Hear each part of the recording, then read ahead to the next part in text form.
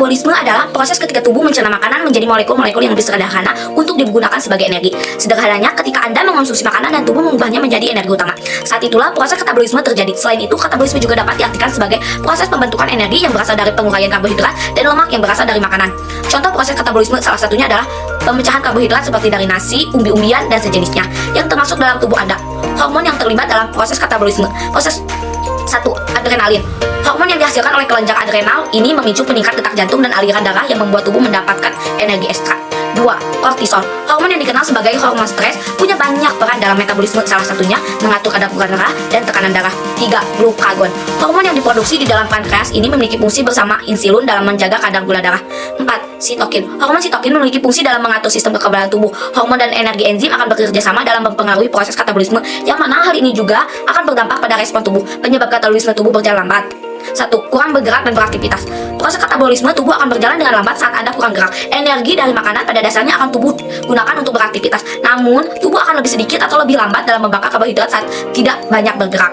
Akibatnya, energi yang tubuh hasilkan akan semakin sedikit. 2. Tubuh kekurangan asupan kalori. Menurunkan berat badan dengan membatasi jumlah makanan kadar kurang tepat. Hal ini akan membuat proses katabolisme dan anabolisme menurun, sehingga untuk menghasilkan energi seperti biasanya. Saat menurunkan total asupan kalori menjadi sangat sedikit, tubuh akan menganggap Anda sedang kelaparan. Dalam kondisi ini, tubuh akan memperlambat pembakaran kalori. 3. Stres. Stres dapat meningkatkan produksi hormon kortisol, yang kemudian membuat nafsu makan Anda meningkatkan dan memicu kenaikan berat badan. Pasalnya, karbohidrat yang tidak dipecah menjadi energi disimpan sebagai lemak. Kenaikan berat badan inilah yang dapat menyebabkan metabolisme tubuh Anda menurun. 4. Kurang tidur. Beberapa penelitian menunjukkan bahwa kurang tidur dapat memperlambat metabolisme tubuh Anda, yang mungkin bisa menyebabkan kenaikan berat badan. Hal ini bisa menurunkan metabolisme istirahat orang dewasa sehat pada pagi hari.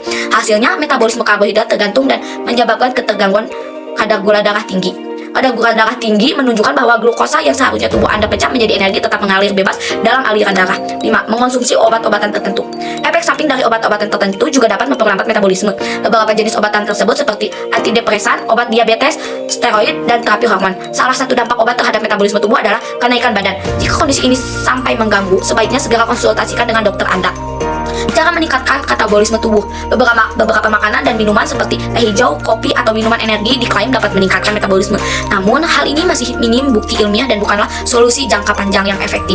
Meski tidak dapat mengendalikan metabolisme secara langsung, tetapi Anda bisa membakar kalori lebih banyak dengan meningkatkan aktivitas fisik, salah satunya dengan olahraga.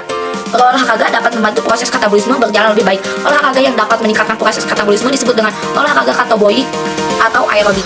Olahraga aerobik adalah cara paling efektif untuk membakar kalori. Menurut studi, untuk mendapatkan hasil maksimal, Anda perlu 150 menit olahraga intensitas dengan 75 menit olahraga intensitas tinggi dalam seminggu. Jumlah jenis olahraga aerobik yang bisa Anda lakukan seperti bersepeda, renang, dan berlari dapat menjadi latihan yang paling bermanfaat untuk kesehatan tubuh. Latihan ini bisa meningkatkan detak jantung dan tekanan darah. Dengan begitu pula, paru-paru dan jantung juga akan lebih sehat sekaligus membantu menurunkan berat badan.